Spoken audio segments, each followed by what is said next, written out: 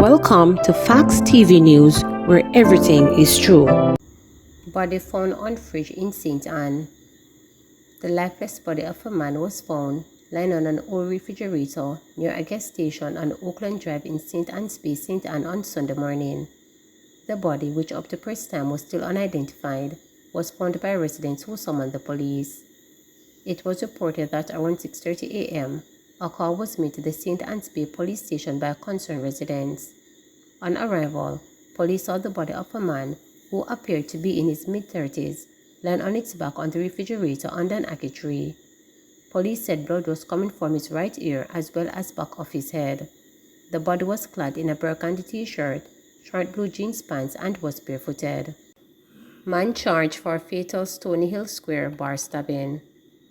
The police have charged a man for the stabbing death of another at a bar in Stony Hill Square, St. Andrew. 29-year-old landscaper D. Andrew Carr of Ericastle Road in Stony Hill was charged on Friday after a question and answer session in the presence of his attorney. Carr turned himself into the police accompanied by his attorney on Thursday, August 31. His court date has not been finalized.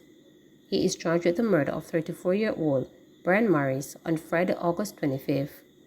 Reports from the Constant Spring Police are that about 11:45 p.m., Morris was a patron at a bar when he was attacked by several persons, including Carr, who stabbed him multiple times. Morris ran from the bar and collapsed along the roadway. He was taken to hospital by a motorist, where he succumbed to his injuries. 3 men charged with murder of businessman in Kingston. Detectives assigned to the Kingston Central Police have charged 3 men for the shooting death of a 54-year-old man while at his shop on Gold Street in Kingston on Wednesday, August 2nd. The deceased has been identified as Ronald Brown. Charged are 20-year-old Quan Darson, otherwise called Crocs, of Maiden Lane, 20-year-old Delarna Anglin, otherwise called Hoodie, a fisherman of Maiden Lane, and 23-year-old Antonio Jackson, otherwise called 40, of Barry Street, all in Kingston. Reports are that about 4:15 a.m., Brown was at his shop when he was reportedly pounced upon by all 3 men who opened gunfire hitting him. He was taken to hospital where he was confirmed dead. Dawson, Anglin, and Jackson were taken into custody during a police operation. On Friday, September 1, all 3 men were charged following a question and answer session in the presence of their attorneys. Their court date is being finalized. Monga charged after gun found in hidden compartment of car. A 31-year-old man has been charged with breaches of the Firearm Act after a 9mm pistol with a magazine containing 12 rounds of ammunition was reportedly found in a hidden compartment of his car. Charged with possession of a prohibited weapon, unauthorized possession of ammunition, and removal alteration of mark on firearm is Stafford Mercurus, otherwise called Mongo, a construction worker of Content District, Lawrence Tavern, St. Andrew. According to information from the Police Corporate Communications Unit, Mongo was charged after the gun and ammunition was recovered in a hidden compartment of a Honda Street motor car during a search at his home on August 30. He was subsequently taken into custody. He was charged on Sunday, September 2nd, after being questioned in the presence of his attorney. His court date has not been finalized. Deputy Mayor of Mobay issues final warning on thoroughfare misuse. Deputy Mayor of Montego Bay, Councillor Richard Vernon, has issued a final warning against the misuse of thoroughfares in the second city.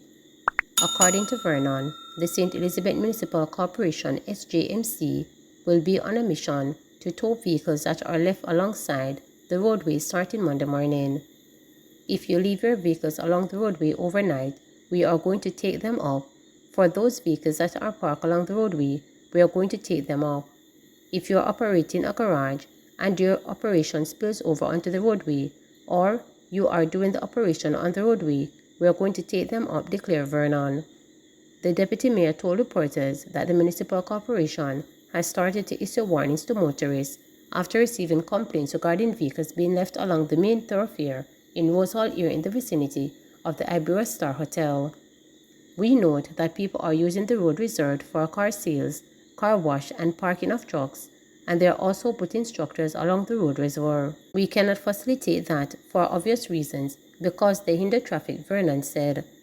It is a part of the road feature that must remain clear at all times, and complaints came in regarding the pileup of vehicles at the Iberia Star area so we have taken the necessary actions.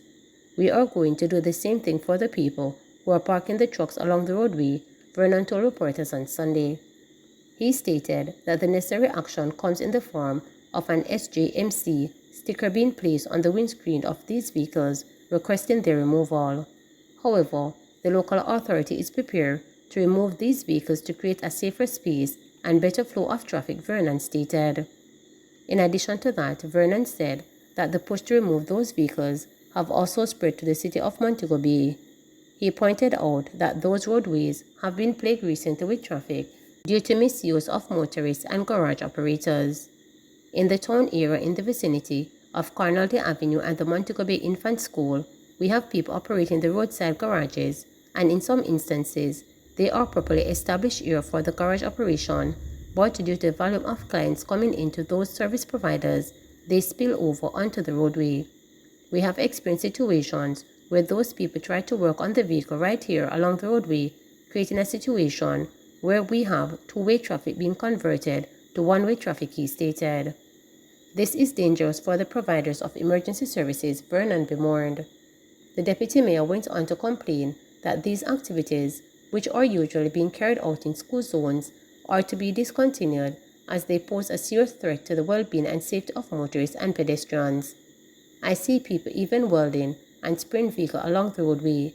We cannot facilitate that because it is creating a hazardous and inconvenient situation for the users of the space. We are taking the necessary action, so we appeal to them, we issue a warning, and if we don't get any compliance by Monday morning, the tow trucks will be out removing, Vernon told reporters. Pointing out that the removal of these vehicles was also part of the local authorities' back-to-school readiness, Vernon appealed to motorists to respect the roadways, especially within a school zone.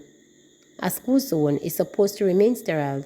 That area must provide proper access to garbage truck, water trucks, fire trucks, ambulances, or any other type of emergency that is necessary within that space. So we are appealing to the users of the space to just work with us and manage their operations. We need these areas to be clear for our youths, Vernon stated.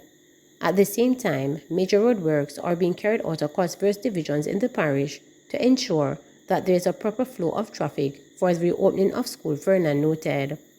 We're also doing some road repairs to ensure that the road can manage the flow of traffic starting on Monday morning.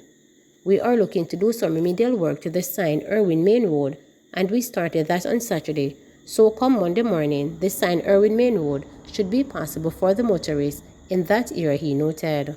Among other roads repaired in the Pega Road in Irwin was a major cause of contention between the municipal corporation and residents of the gated community Meadows of Irwin. There was also work done on Pega Road and other sections of Irwin. There is also a hole that was created due to the work done by the National Water Commission at the entrance of Cornwall Courts. They finished the remedial work to the pipeline and have given the green light for us to fix it so that we can facilitate easy on the traffic in that area as well, he noted. This is all about a push to ensure that we have a better flow of traffic and management within the city, Vernon added.